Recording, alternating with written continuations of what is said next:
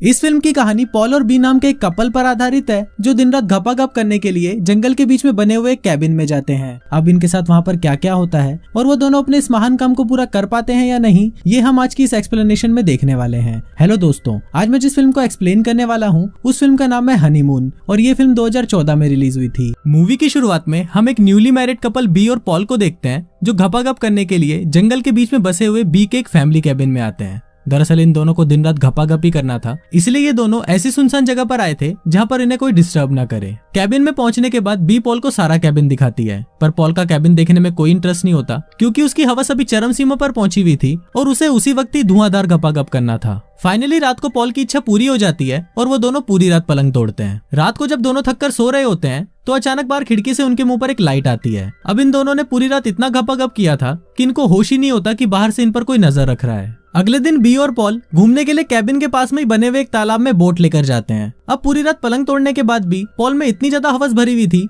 कि वो बोट पर ही बी को अपने कपड़े उतारने के लिए बोलता है और फिर वो दोनों बोट के ऊपर ही गपागप करने लगते हैं। इसके बाद वो दोनों जंगल के पास में ही बसे हुए एक छोटे से टाउन में जाते हैं और वहाँ पर वो लंच के लिए एक रेस्टोरेंट ढूंढ रहे होते हैं। अब पूरे टाउन में उन्हें बस एक ही रेस्टोरेंट मिलता है, इसलिए वो दोनों वहीं पर चले जाते हैं। रेस्टोरेंट के अंदर जाकर वो देखते हैं कि रेस्टोरेंट का ओनर गुस्से में वहाँ पर रखी हुई चीजों को तोड़ रहा है और वो पॉल और बी को देखकर बोलता है कि यहाँ से चले जाओ। बी और पॉल वहाँ से जा ही रहे होते हैं कि तभी वो आदमी बी के पास आता है और उसको बोलता है कि तुम मुझे पहचानती हो, मैं विल हूँ। फिर बी भी उसे पहचान लेती है और उसको देखकर बहुत खुश होती है। दरअसल बी और विल बचपन के दोस्त थे और वो पहले एक साथ रिलेशनशिप में भी थे। फिर विल उनको बोलता है कि मैं तुम दोनों के लिए कुछ खाने के लिए बना देता हूँ, पर तभी वहाँ पर विल की वाइफ एनी आती है और वो उन दोनों को वहाँ से जाने के लिए बोलती है। बी और पॉल देखते हैं कि एनी काफी डरी हुई लग रही थी और उसका बिहेवियर भी काफी अजीब था और इस वजह से विल भी उस पर काफी गुस्सा कर रहा था। रात को सोते वक्त बी पॉल को बोलती है कि एनी काफी अजीब लड़की है और शायद विल ने सही लड़की से शादी नहीं करी। इस पर पॉल उसे बोलता है कि तुम्हें उन दोनों की चिंता करने की कोई जरूरत नहीं है। इसके बाद वो दोनों वापस एक दूसरे के करीब आते हैं और फिर से पलंग तोड़ना शुरू कर देते हैं। इसके बाद हम देखते हैं कि आधी रात हो चुकी होती है और बी और पॉल भी सो रहे होते हैं। तभी अचानक अलार्म बजता है और पॉल को लगता है कि शायद सुबह हो गई है, इसलिए वो उठकर बाहर चला जाता है। पर पॉल जब घड़ी को देखता है तो उसमें 12 ही बजे होते हैं। फिर पॉल वापस सोने के लिए बेडरूम में आता है तो वो देखता है कि बी वहाँ पर नहीं है।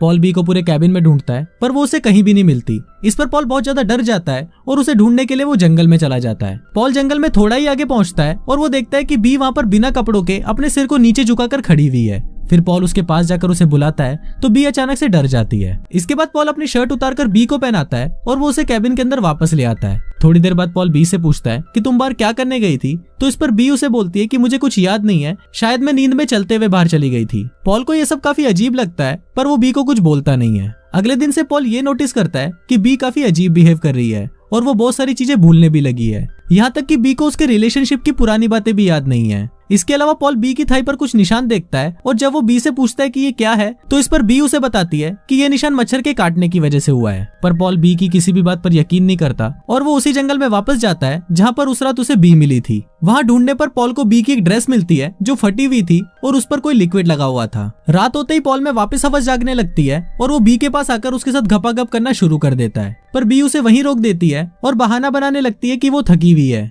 ये सुनकर पॉल नाराज हो जाता है और वो बी से उसकी ड्रेस के बारे में पूछने लगता है। इस पर बी पॉल को झूठ बोलती है कि वो ड्रेस गंदी हो गई थी, इसलिए उसने उस ड्रेस को लॉन्ड्री में डाल दिया था। तभी पॉल बी को वो ड्रेस दिखाता है और उस पर गुस्सा करने लगता है। पॉल को ये भी लगता है कि बी उसे धोखा दे रही है। इस पर उन दोनों में लड़ाई हो जाती है और वो दोनों बिना गपागप किए ही सो जाते हैं। रात को सोते वक्त फिर से खिड़की से वही लाइट आती है, पर इस बार पॉल उस लाइट को देख लेता है और पता लगाने के लिए बाहर जाता है। पर पॉल जैसे ही बाहर पहुंचता है तो वो देखता है कि वहाँ पर कोई भी नहीं है। अब पॉल को शक होने लगा था कि शायद बी का अफेयर विल के साथ चल रहा है। अगले दिन हम बी को देखते हैं जो अपनी डायरी में लिख रही होती है कि मेरा नाम बी है, मेरे हस्बैंड का नाम पॉल है और इसके साथ वो अपना एड्रेस भी लिख रही होती है। पर जैसे ही वो वहाँ पर पॉल को आते हुए देखती है तो वो उस डायरी को बंद करके छुपा लेती है। फिर पॉल बी के पास आता है और उससे कल रात के लिए माफी मांगता है। इसके बाद वो दोनों फिशिंग के लिए तालाब पर जाते हैं और वहाँ पर पॉल बी को बोलता है कि अब उन्हें वापस शहर चले जाना चाहिए क्योंकि यहाँ पर कुछ भी ठीक नहीं हो रहा। इस पर बी पॉल को मना कर देती है और बोलती है कि अभी तक तो हमने अच्छे से एंजॉय भी नहीं किया। फिर बी पॉल के नजदीक आती है और पॉल बी के मौत के कुएं में अपनी उंगली डालने लगता है। पॉल जैसे ही अपना हाथ बाहर निकालता है तो वो देखता है कि उसकी उंगली पर खून लगा हुआ है और इसके साथ ही बी के मौत के कुएं से भी बहुत सारा खून निकलना शुरू हो जाता है।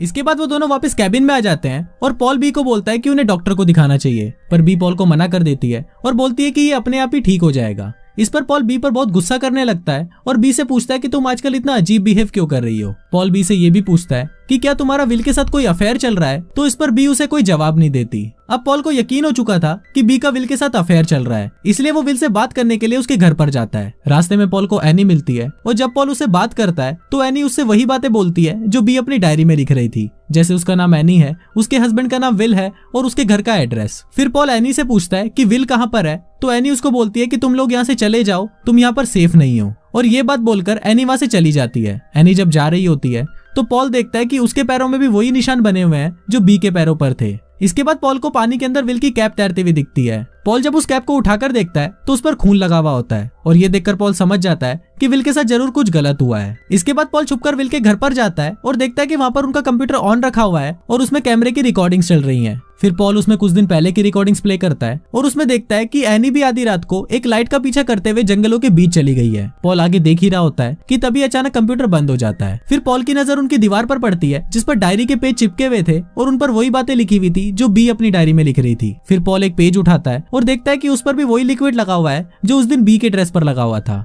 इसके बाद पॉल भागता हुआ बी के पास आता है और उसको बोलता है कि विल के साथ कुछ बुरा हुआ है और शायद वो मर चुका है। इस पर बी उसे बोलती है कि पॉल के साथ कुछ भी बुरा नहीं हुआ, बल्कि एनी तो उसे बचा रही थी। बी की बातें सुनकर पॉल की फटकर रात में आ जाती है और वो उसे वहीं छोड़कर वहां से जाने का फैसला करता है। फिर पॉल अपनी कार की चाबी ढूंढने लगता है पर उसे कार की चाबी नहीं मिलती क्योंकि बी ने उसे छुपा दिया था। फिर पॉल बी के पास आकर उसे झगड़ा करने लगता है तो बी वहां से भागकर सीधा बाथरूम में चली जाती है और खुद को बंद कर लेती है। थोड़ी देर बाद पॉल बाथरूम का दरवाजा तोड़कर अंदर आता है तो वो देखता है कि वहाँ पर बी एक लकड़ी लेकर अपने मौत के कुएं में घुसा रही है। पॉल उसे ऐसा करने से रोकता है और वो उसे उठाकर बेडरूम में लेकर आता है और उसे बेड से बांध देता है। इसके बाद पॉल बी से उसकी पुरानी यादों के बारे में पूछता है तो बी को कुछ भी याद नहीं होता। अब ये सब देखकर पॉल को कंफर्म हो चुका था कि बी के साथ भी जरूर कुछ गलत हुआ है। थोड़ी देर बाद पॉल देखता है कि बी की मौत की गुफा में से कुछ बाहर आ रहा है। फिर पॉल उसकी मौत की गुफा में हाथ डालता है तो वो देखता है कि उसमें से एक लंबा सा क्रिएचर बाहर निकलता है। पॉल ये सब देखकर बहुत ज्यादा डर जाता है और वहां से जाने लगता है। पर तभी वहां पर बी आती है और वो पॉल को बताती है कि उस रात जब खिड़की से लाइट आई थी तो वो उसको देखकर उसके पीछे जाने से खुद को रोक नहीं पाई। और फिर जब वो जंगल में पहुंची